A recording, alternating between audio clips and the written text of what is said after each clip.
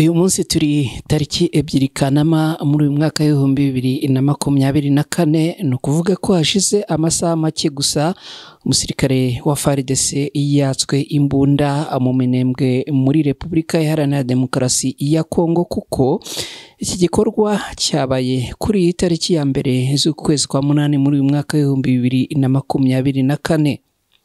Turabigarukaho byose hanyuma, ariko kandi reka tunababwire ko umutwe wa M23 wanze kwemera bimwe mu byumvikanyweho i Rwanda muri Angola. Biraterwa n'iki? Reka byose tuze tubirebere hamwe. Ndabasuhuje kandi imbahaye ikaze, nitwa na Cretin Ntirushwa, ikaze kwibendera TV. Nibikubiye mu butumwa bwanditse aho buvuga ko ejo tariki ya mbere z'uku kwezi kwa munani muri uyu mwaka w'ibihumbi 2024 abaturage mu gikorwa cyo kwirwanaho batse umusirikare wa FARDC imbunda ku mpamvu z'imyitwarire mibi yagaragaje ubwo yari muri aka gace. Ubutumwa buvuga ko ibi byabaye mu masaha ya nimugoroba kuri uyu wa kane tariki ya mbere muri uku kwezi kwa munani muri uyu mwaka w'ibihumbi 2024, bibera mu Minembwe, aho uyu musirikare yageze ahitwa ku Kiziba hafi y'ikibuga cy'indege cyo muri ibyo bice, agatangira gukubita no gukwiza imishwaro abaturage yari ahasanze. Ubwo ibi byabaga haje kugira abaturage b'indwanyi, maze birwanaho bahita bafata uyu musirikare bamwaka imbunda ye yo mu bwoko bwa AK-47, ariko bareka wa musirikare amahoro asubira mu nkambi ya gisirikare iherereye muri Minembwe Centre. Ubutumwa bunavuga ko kandi kugeza ubu imbunda y'uwo musirikare ikiri mu maboko y'abaturage birwanyeho, kandi ko ibi biteje impagarara muri aka gace. Nyuma y'ibi, igisirikare cya Repubulika Iharanira Demokarasi ya Kongo cyazindutse gikora patrole, ni ukuvuga umukwabo, gikoresheje drone, aho izi drone ziri kuzenguruka hejuru y'uduce abaturage birwanaho baherereyemo kugira ngo hamenyekane aho iyo mbunda yaba iherereye. Ibi kandi byatumye hongera kuba umwuka mubi wo kurebana ayingwe hagati ya twirwanaho n'ingabo za Repubulika Iharanira Demokarasi ya Kongo. Amakuru avuga ko kuva aho izi ngabo za brigade ya 12 zimaze igihe kirenga imyaka 10 muri Minembwe zakomeje kugira imyitwarire idahwitse, ni mu gihe aba basirikare nabo ubwabo baherutse kurasana, ubwo umwe wo muri bo yarimo akinisha imbunda bikarangira arashe mugenzi we agahita yitaba Imana. Ku rundi ruhande haravugwa ko umutwe wa M23 umaze igihe kinini warahabuye ubutegetsi bwa Repubulika Iharanira Demokarasi ya Kongo, yatsembye ikagira ibyo yanga byumvikanyweho i Rwanda muri Angola. Ibi ni bikubiye mu itangazo umutwe wa M23 washyize hanze kuri uyu wa kane tariki ya mbere muri uku kwezi kwa munani muri uyu mwaka w'ibihumbi 2024, rivuga ko uyu mutwe utahita uhagarika imirwano ako kanya, uvuga ko nawo wifuza ibiganiro hagati yawo na leta ya Kongo. Iri tangazo ritangira rishimira abagize uruhare kugira ngo bashakire hamwe amahoro mu burasirazuba bwa Repubulika Iharanira Demokarasi ya Kongo. Rikavuga kandi ko umwanzuro wo guhagarika imirwano udashobora kubahirizwa, kuko ngo byagiye bikorwa mu bihe bitandukanye, ariko Kongo ikica amasezerano. Iri tangazo rikavuga ko ahubwo aribwo igisirikare cya leta ya Kinshasa kiba kiboneyeho umwanya wo kwisuganya ngo kibagabeho ibitero. Itangazo rigira riti M23 yemeje ko umwanzuro wo guhagarika imirwano utahita ushyirwa mu bikorwa.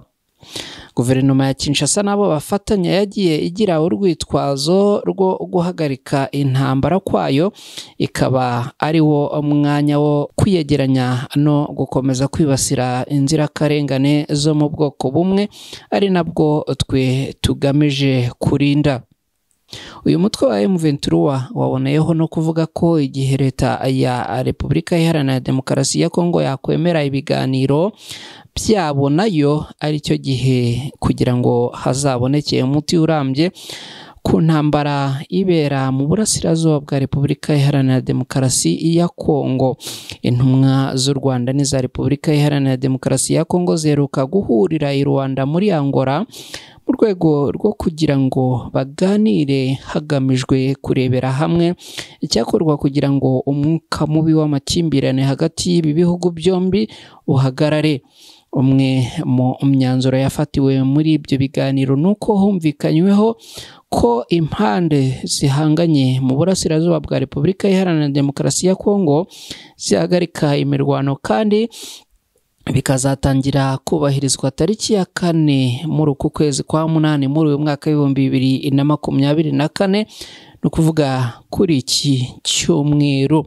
Ibiro bya Perezida wa Angola João Lourenço byatangaje ko guhagarika imirwano bizagenzurwa n'itsinda ribishinzwe kugira ngo harebwe niba byakozwe neza kandi ku mpande zombi. Gusa ibi birasa n'ibyatewe twatsi n'umutwe wa M23. Ibi bikaba bikomeje kuba ikibazo gikomeye bigendeye kuri tangazo umutwe wamaze gushyira hanze. Ni nyuma yaho u Rwanda na Repubulika Iharanira Demokarasi ya Kongo bari bahuriye mu biganiro i Rwanda muri Angola. Ni ibiganiro byari bigamije kurebera hamwe icyakorwa kugira ngo amahoro aboneke muri Repubulika Iharanira Demokarasi ya Kongo, dore ko intambara zagiye zikomeza kugenda ziba nyinshi kandi zibasira iki gihugu, bikaba urudaca ariko abaturage bagenda bagwa muri izi ntambara. Ni ibiganiro byabereye i Rwanda muri Angola ku itariki 30 z'ukwezi kwa 7 muri uyu mwaka w'2024. Bikaba ari ibiganiro byari byitabiriwe n'igihugu cya Repubulika Iharanira Demokarasi ya Kongo. Kikaba cyari gihagarariwe na Therese Kayikwamba Wanyina, Minisitiri w'Ububanyi n'Amahanga unashinzwe ibijyanye na Francophonie muri Repubulika Iharanira Demokarasi ya Kongo nyine. Hakaba kandi hari na Minisitiri w'Ububanyi n'Amahanga w'igihugu cya Angola.